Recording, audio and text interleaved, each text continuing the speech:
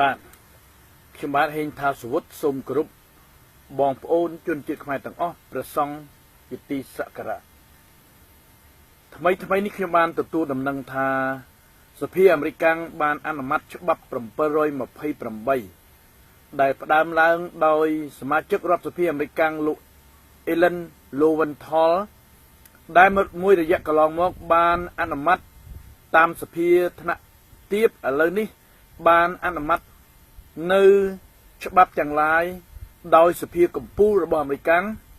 ដូច្នេះហើយគឺជាសំណាងមួយបាទចំពោះជនជាតិខ្មែរជាពិសេសអ្នកស្នេហាជាតិមិនថាគណៈបកណាទេប្រសិនបើបងប្អូនខ្មែរទាំងអស់មានគំនិតជាតិនិយមយល់ពីសារៈប្រយោជន៍នៃច្បាប់នោះ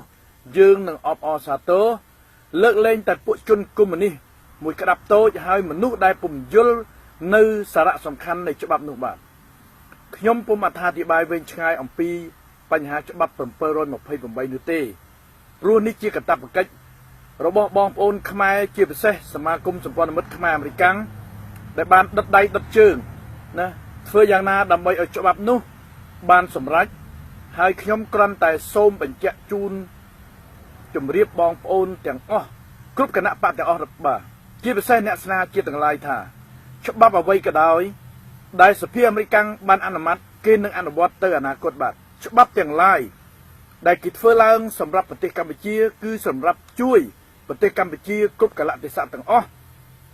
ចំពោះអ្នកដែលស្រឡាញ់ប្រជាធិបតេយ្យបាទចំពោះមនុស្សកុម្មុយនីសនិយមខ្ញុំពុំអត្ថាធិប្បាយអ្វីវិញឆ្ងាយទេក៏ប៉ុន្តែបើយើងជាជនជាតិខ្មែរយើងត្រូវយល់ពីសារៈប្រយោជន៍នៃច្បាប់របស់អាមេរិកយើងចាប់យកច្បាប់នោះមកប្រើប្រាស់មិនមែនដើម្បីបកគលទេគឺដើម្បីជាតិសាសន៍យើងជាតិសាសន៍ខ្មែរយើងបាទដែលកន្លងមកពុំសូវដែលមានសភាអាមេរិកណាមួយចាប់អារម្មណ៍ចំពោះប្រទេសនានាជាពិសេសអាស៊ីបាទដោយបងប្អូនឃើញស្រាប់ហើយនៅពេលដែលលោកអូបាម៉ាទៅទស្សនកិច្ចនៅប្រទេសលាវយួនបានអនុញ្ញាតឲ្យលាវយកចិត្តអាមេរិកណាដែលជាទង្វើមួយដើម្បីផលប្រយោជន៍របស់ជាតិគេហើយក៏បានផលប្រយោជន៍យួនដែរបាទដូច្នេះខ្ញុំគ្រាន់តែសូមជម្រាបជូនបងប្អូនថាច្បាប់728ដែលសភាអាមេរិកទើបតែអនុម័តថ្មីនេះ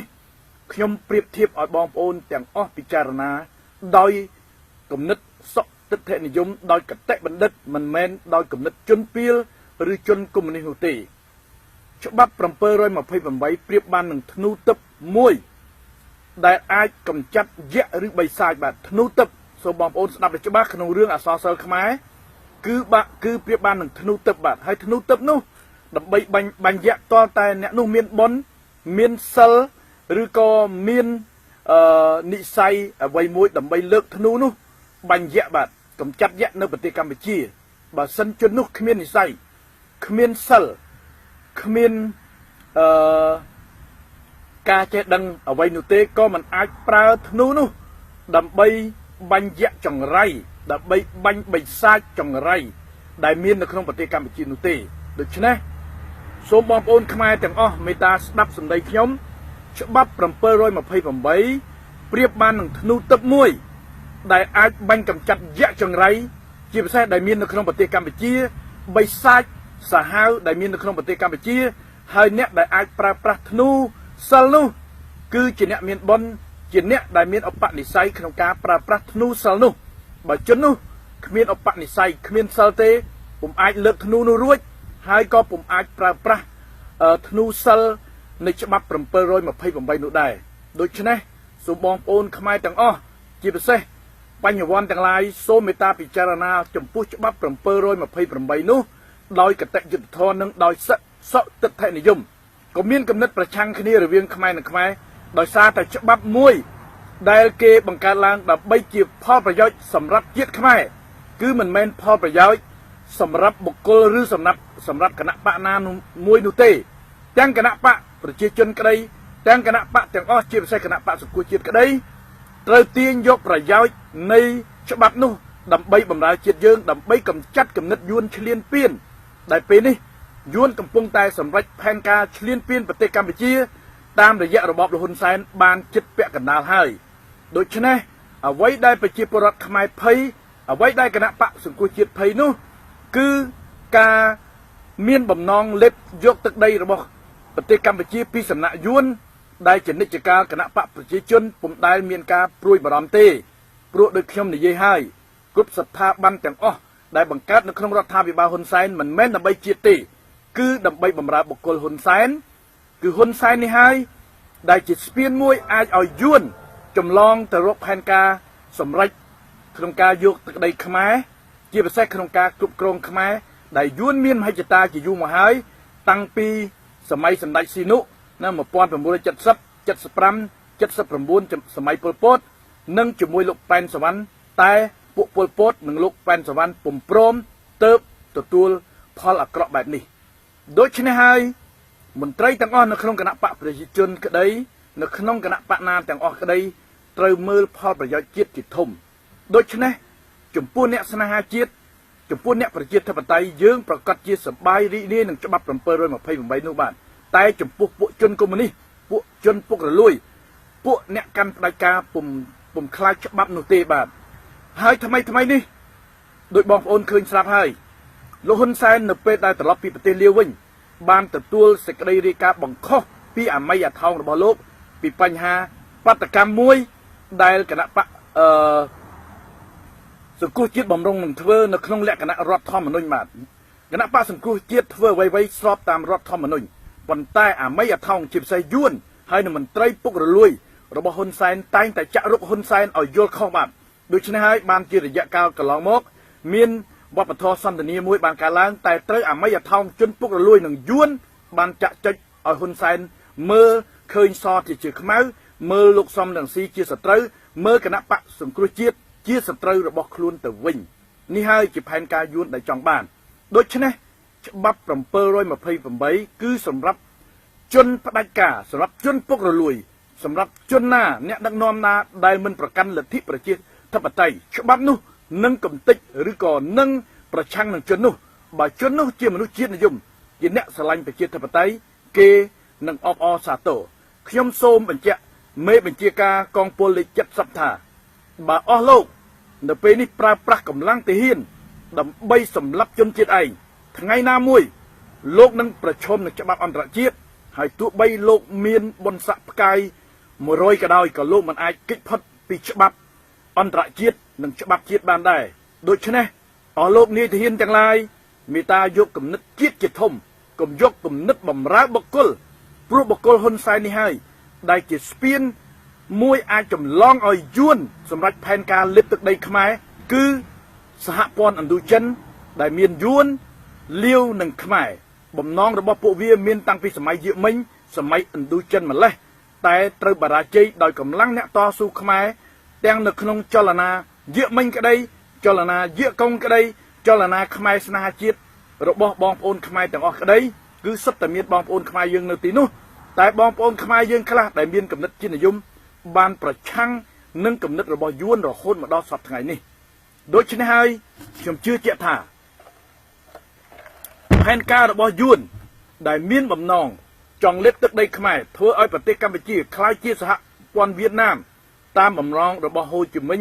ហើយវាប្រើប្រាស់របបហ៊ុនសែននោះគឺពុំអាចទៅរួចទេហើយដូច្នេះលោកហ៊ុនសែនមេត្តាពិចារណាមែនទែន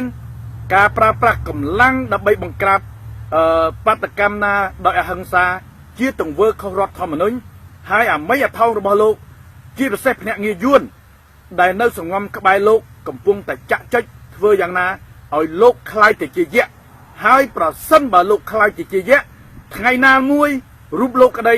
របបលោកក្តីនឹងត្រូវព្រួញទឹករបស់អាមេរិកព្រួញទឹករបស់អ្នកស្នេហាជាតិព្រួញទឹករបស់អ្នកប្រជាធិបតេយ្យស្លាប់និងរលាយជាពំខាន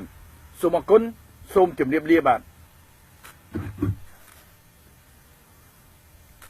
ធាតុអាកាសថ្ងៃនេះល្អមែនទែនខ្ញុំពុំហ៊ានពាក់មួកទេពេលដែលខ្ញុំនិយាយឥឡូវនេះខ្ញុំពាក់មួកវិញព្រោះក្តៅបន្តិចបាទដូច្នេះរាល់កំហុសឆ្គងទាំងឡាយណាអំពីคลิปរបស់ខ្ញុំទោះបីខ្ញុំនិយាយខុសឬត្រូវយ៉ាងណាក៏ដោយសូមបងប្អូនមេត្តាអភ័យទោសព្រោះអ្វីដែលខ្ញុំនិយាយមិនមែនបំរើបុគ្គលឬបំរើបកហួសហេតុនោះទេបើខ្ញុំយល់ឃើញថាបកណាល្អខ្ញុំនឹងជួយគ្រប់គ្រងព្រោះគណៈបកអាចរលាយបានតែជាតិមិនអាចរលាយបានទេបាទសូមអរគុណសូមជម្រាបលាគ្មានសិលគ្មាន អឺការចេះដឹងអ្វីនោះទេក៏មិនអាចប្រើធ្នូនោះ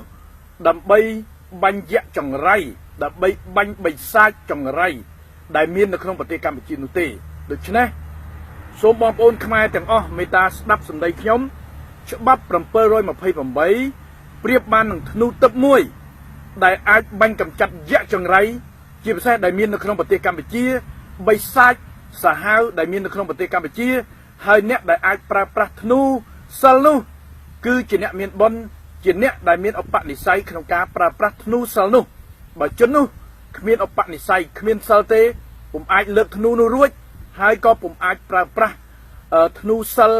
នៃច្បាប់728នោះដែរដូច្នេះសូមបងប្អូនខ្មែរទាំងអស់ជាពិសេសបញ្ញវន្តទាំងឡាយសូមមេត្តាពិចារណាចំពោះច្បាប់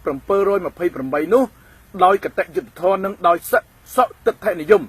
ក៏មានគំនិតប្រឆាំងគ្នារវាងខ្មែរនិងខ្មែរដោយសារតែច្បាប់មួយដែលគេបង្កើតឡើងដើម្បីជាផលប្រយោជន៍សម្រាប់ជាតិខ្មែរគឺមិនមែនផលប្រយោជន៍សម្រាប់បុគ្គលឬសម្រាប់គណៈបកណាមួយនោះទេទាំងគណៈបកប្រជាជនក្តីទាំងគណៈបកទាំងអស់ជាពិសេសគណៈបកសង្គ្រោះជាតិក្តីត្រូវទាញយកប្រយោជន៍នៃច្បាប់នោះដើម្បីបម្រើជាតិយើងដើម្បីកម្ចាត់គំនិតយួនឈ្លានពានដែលពេលនេះយួនកំពុងតែសម្រេចផែនការឈ្លានពានប្រទេសកម្ពុជាតាមរយៈរបបលហ៊ុនសែនបានចិត្តពាក់គឺសម្រាប់ជួយប្រទេសកម្ពុជាគ្រប់កលៈទេសៈទាំងអស់ចំពោះអ្នកដែលស្រឡាញ់ប្រជាធិបតេយ្យបាទចំពោះមនុស្សកុម្មុយនីសនិយមខ្ញុំពុំអត្ថាធិប្បាយអ្វីវិញឆ្ងាយទេក៏ប៉ុន្តែបើយើងជាជនជាតិខ្មែរយើងត្រូវយល់ពីសារៈប្រយោជន៍នៃច្បាប់របស់អាមេរិកយើងចាប់យកច្បាប់នោះមកប្រើប្រាស់មិនមែនដើម្បីបុគ្គលទេគឺដើម្បីជាតិសាសន៍យើងជាតិសាសន៍ខ្មែរយើងបាទដែលកន្លងមកពុំសូវដែលមានសភាអាមេរិកណាមួយចាប់អារម្មណ៍ចំពោះប្រទេសនានាជាពិសេសអាស៊ីបាទដោយបងប្អូនឃើញស្រាប់ហើយនៅពេលដែលលោកអូបាម៉ាទៅទស្សនកិច្ចនៅប្រទេសលាវយួនបានអនុញ្ញាតឲ្យលាវយកចិត្តអាមេរិកណាដែលជាទង្វើមួយដើម្បីផលប្រយោជន៍របស់ជាតិគេហើយក៏បានផលប្រយោជន៍យួនដែរបាទដូច្នេះខ្ញុំគ្រាន់តែសូមជម្រាបជូនបងប្អូនថា